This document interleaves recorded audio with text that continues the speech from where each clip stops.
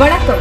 நாம் டிவி 365 செய்திகள். திமுக அரசை வன்மையாக கண்டித்து பாஜக மகளிர் அணி மற்றும் தேசிய ஜனநாயக கூட்டணி கட்சிகள் சார்பில் சென்னையில் நடைபெற்ற மாபெரும் கண்டன ஆர்ப்பாட்டத்தில் பாஜக சார்பில் திருமதி வானதி சீனிவாசன், நடிகை குஷ்பு, அஇஅதிமுக சார்பில் வளர்மதி, கோகுலிந்திரா ஆகியோர் பங்கேற்றனர். மேலும் தேசிய ஜனநாயக கூட்டணி கட்சிகளின் அனைத்து மகளிர் அணி தலைவிகளும் கலந்து கொண்டு உரையாற்றினர். அடுத்ததாக பாரதிய ஜனதா கட்சி மகளிர் அணியின் தேசிய தலைவரும் கோவை தெற்கு சட்டமன்ற உறுப்பினருமான மரியாதைக்குரிய எங்கள் தலைவர் திருமதி வானதி சீனிவாசன் அக்கா அவர்கள் தலைமை உரையாற்றினார்கள்.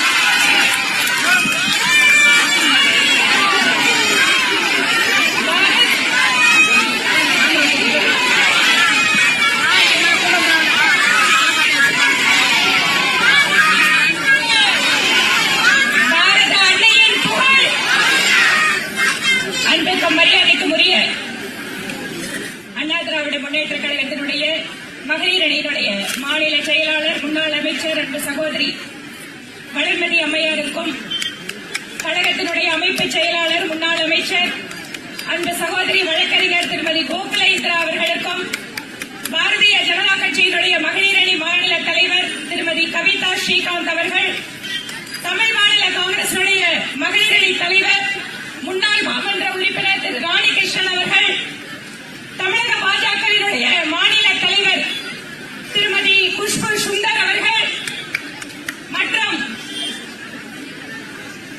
அமமுகவினுடைய கொள்கை பரப்பு செயலாளர் அன்பு சகோதரி CR சரஸ்வதி அவர்கள்,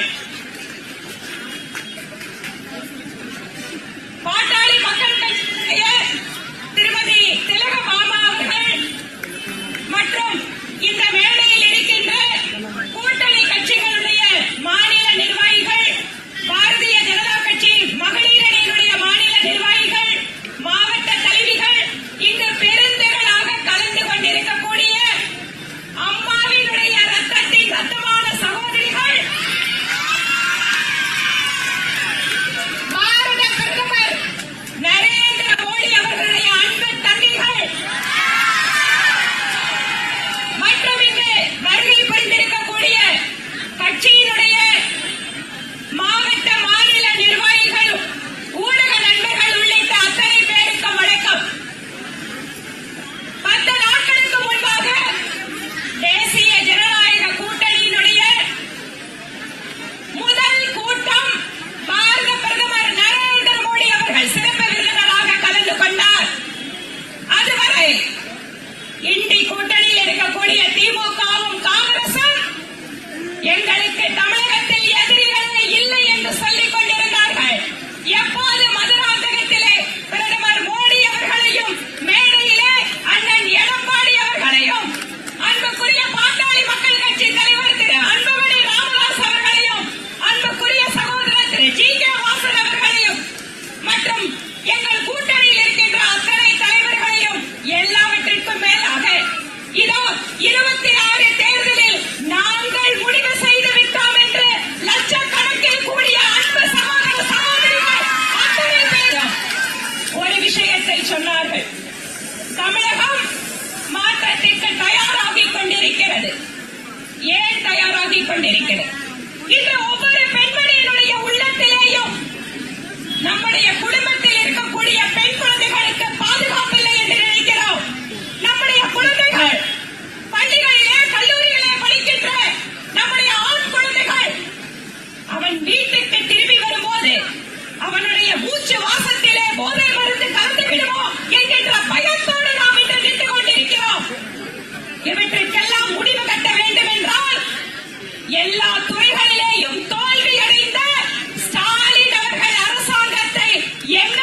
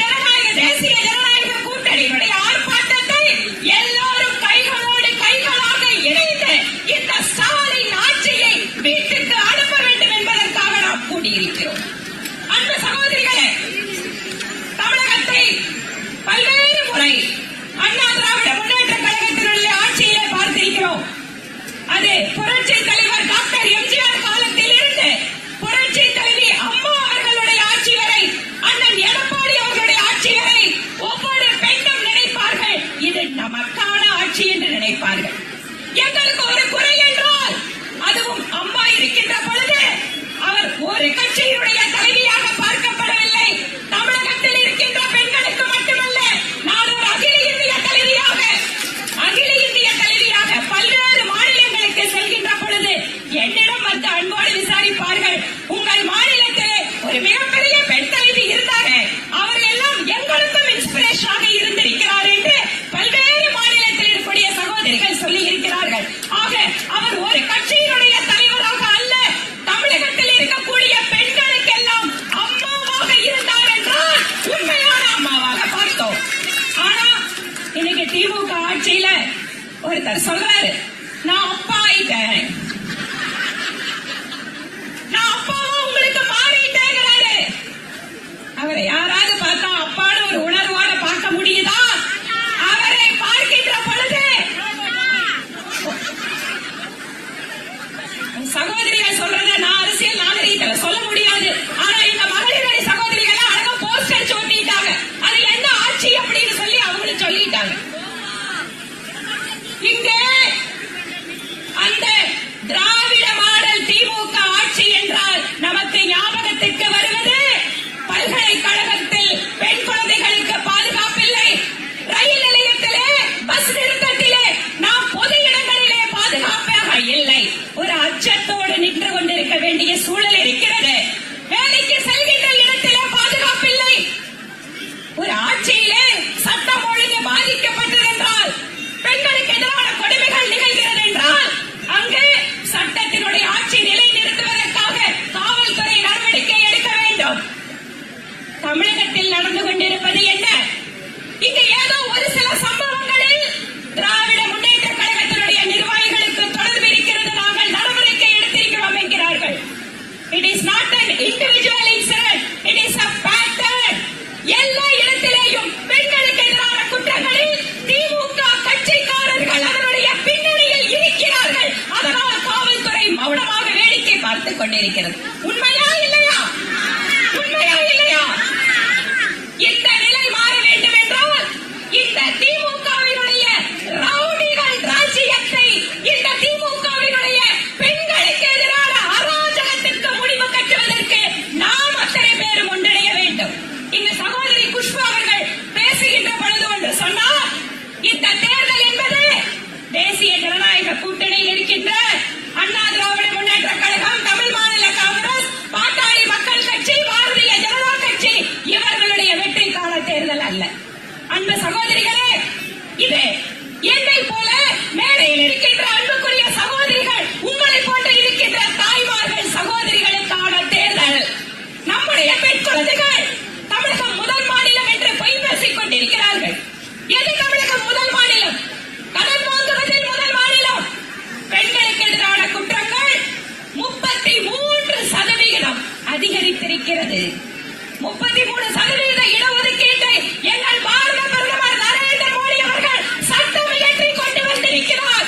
ஆனால் திமுக ஆட்சியிலே 33% குற்றங்கள் பெண்களுக்கு எதிராக அதிகரித்திருக்கிறது. 52% பெண் குழந்தைகள் மட்டுமல்ல, குழந்தைகளுக்கு எதிரான குற்றங்கள் 52% அதிகரித்திருக்கிறது. குடும்ப வன்முறை வழக்குகள் கிட்டத்தட்ட 63% அதிகரித்திருக்கிறது. பெண்களுக்கு எதிரான பாலியல் குற்றங்கள் அது 100க்கு மேல தாண்டி 109% தமிழகத்தில் அதிகரித்திருக்கிறது. ஒவ்வொரு 36 மணி நேரத்திற்கும் ஒரு பெண் அவர் பாலியல் ரீதியாக பாதிக்கப்படுகிறார் என்பது தமிழகத்தினுடைய நிலைமை. சகோதரிகளே, இது தொடர வேண்டுமா? இது தொடர வேண்டுமா? இது தொடர வேண்டுமா? நாம் முடிவு கட்ட வேண்டும். ஒவ்வொரு மாவட்டத்திலேயும் இன்று தேசிய ஜனநாயக கூட்டணி சார்பில் மகளிர் அணி நாங்கள் ஒன்றாக இருக்கிறோம், நாங்கள் களத்திலே இருக்கிறோம், நாங்கள் ஒவ்வொரு வீட்டிற்கும் செல்கிறோம், நாங்கள் சகோதரிகள் ஒன்றாக இணைந்து திமுக ஆட்சிக்கு முடிவு கட்டுவோம் என முதலாக களத்தில் இறங்கி இருக்கிறார்கள். அவர்கள் அத்தனை பேருக்கும் என்னுடைய மனப்பூர்வமான வாழ்த்துக்களை தெரிவித்துக் கொள்கிறேன். சொல்லுகிறேன். இந்த ரவுடி ராஜ்யத்தை எதிர்த்து பெண்களுடைய பாதுகாப்பை அலட்சியம் செய்கின்ற இந்த திராவிட மாடல் ஆட்சியை எடுத்து பெண்கள் கருத்திலே இறங்க தயாராக இருக்கிறார்கள். ஒவ்வொரு பெண்களும் ஒவ்வொரு வீட்டிலேயும் சென்று நம்முடைய வருங்காலம் நன்றாக இருக்க வேண்டும் என்றால், நம்முடைய குழந்தைகள் பாதுகாப்பாக இருக்க வேண்டும் என்றால் இந்த ஆட்சிக்கு முடிவு கட்ட வேண்டும் என்பதை நாம் எப்படி அம்மாவினுடைய ஆட்சியை அண்ணன் எடப்பாடி பழனிசாமி அவர்கள் தமிழகத்தில் வழங்குவார் என்று மக்களுக்கு உறுதி கூறுகிறோமோ, அந்த ஆட்சியை பிரதமர் மோடி அவர்களுடைய வழிகாட்டுதலோடு தமிழகத்தில் நம்முடைய ஆட்சி இங்கு நடைபெறும். அதற்காக நாம் அனைவரும் உழைக்க வேண்டும். நம்ம வீட்டுல எல்லாத்துக்கும் வீட்டு வேலை இருக்கு, வீட்டுக்கார பார்க்கணும், குழந்தைய ஸ்கூலுக்கு அனுப்பணும், நாமளும் சொந்தமா சம்பாதிக்கணும்னு வேலைக்கு போகணும், பிசினஸ் பண்ணணும். ஆனால் இன்று முதல் சபதம் ஏற்றுக் கொள்ளுங்கள், ஒவ்வொரு நாளும் 2 மணி நேரம் என்னுடைய தமிழகத்தினுடைய பெண்களுக்காக, சகோதரிகளுக்காக நான் களத்திலே இறங்கி வேலை செய்வேன் என்று நாம் சபதம் ஏற்றுக் கொள்ள வேண்டும். பெண்கள் நினைத்தால் சாதிக்க முடியும். நாட்டின் சுதந்திர போராட்டம் தொடங்கி மிகப்பெரிய மாற்றங்கள் வரை அத்தனையுமே பெண்கள் கையிலே எடுத்த போதுதான் வெற்றி கிடைத்திருக்கிறது. பெண்கள் கையிலே எதை முன்னெடுத்தாலும் அது நிச்சயம் வெற்றியாக மாறும். 2026 இந்த ஆட்சிக்கு முடிவு கட்டிவிட்டு வெற்றி விழாவையும் இதே இடத்தில் கொண்டாடுவதற்கு நாம் தயாராக வேண்டும். தயாராகலாமா வேண்டாமா? அன்பு சகோதரிகளே, தயாராகலாமா வேண்டாமா? ஒவ்வொரு பெண்ணிடத்திலும் தமிழகத்தில் இருக்கக்கூடிய ஒவ்வொரு பெண்மணியும் எந்த காரணம் கொண்டும் திமுகவோ கூட்டணி கட்சியோ யார் அங்கு நின்றாலும் அவர்களுடைய டெபாசிட்டை காலி பண்ணக்கூடிய அளவிற்கு மகளிர் அணி களத்திலே நிற்போம் நிற்போம் நிற்போம். இந்த ஆட்சியை வீட்டுக்கு அனுப்புவோம் என நாம் சபதம் ஏற்று பணிபுரிய வேண்டும். இந்த நிகழ்ச்சியிலே ஒட்டுமொத்தமாக அத்தனை மகளிரணி சகோதரிகளும் சேர்ந்து ஆர்ப்பாட்டம் செய்ய வேண்டும் என கேட்டுக்கொண்டவுடன் அதற்கு அனுமதி அளித்து நிச்சயமாக நாம் சேர்ந்து செய்வோம் என்று இதற்கு ஒத்துழைப்பு கொடுக்க செய்த அண்ணன் எடப்பாடி பழனிசாமி அவர்களுக்கும், பாரதிய ஜனதா கட்சியினுடைய மாநில தலைவர் திரு நயினார் நாகேந்திரன் அவர்களுக்கும் மற்றும் ஒவ்வொரு மாவட்டத்திலேயும் இதற்காக ஒவ்வொரு மாவட்ட நிர்வாகியோடு இணைந்து இதை செயல்படுத்திக் கொண்டிருக்கக்கூடிய அன்பு சகோதரி திருமதி கவிதா ஸ்ரீகாந்த் அவர்களுக்கும் மற்றும் இங்கு ஒரே வேளையில் இங்கு இந்த நிகழ்வினை சிறப்பித்துக் கொண்டிருக்கக்கூடிய அத்தனை கூட்டணி கட்சியினுடைய அன்பு சகோதரிகள் ஒவ்வொருவருக்கும் என்னுடைய மனப்பூர்வ